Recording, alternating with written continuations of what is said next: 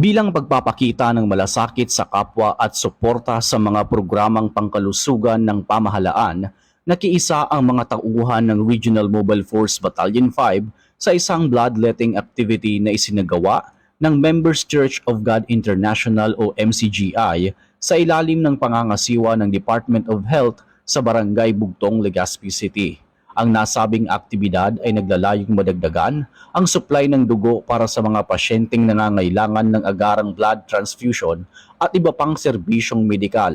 Nagboluntaryo ang mga tauhan ng RMFB-5 na maging blood donors bilang pagpapakita ng kanilang dedikasyon sa paglilingkod hindi lamang sa pagpapanatili ng kapayapaan at kaayusan, kundi maging sa pagsagip ng buhay ng kanilang kapwa. Ipinakita rin sa aktibidad ang matibay na ugnayan ng iba't ibang sektor ng lipunan, kabilang ang mga organisasyong panrelihiyon, mga ahensya ng pamahalaan at ang Philippine National Police sa pagsusulong ng mga programang may direktang pakinabang sa komunidad.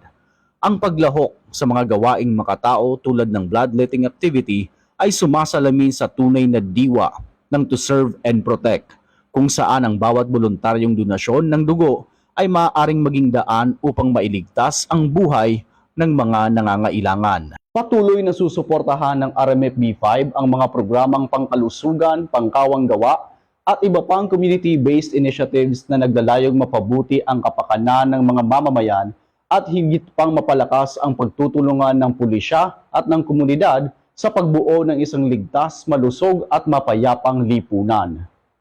Mula dito sa Regional Mobile Force Battalion 5, ako po si Patrolman Alexander Mata, nag-uulat para sa Police News Network. Bagong PNP para sa bagong Pilipinas, serbisyong mabilis, tapat at nararamdaman.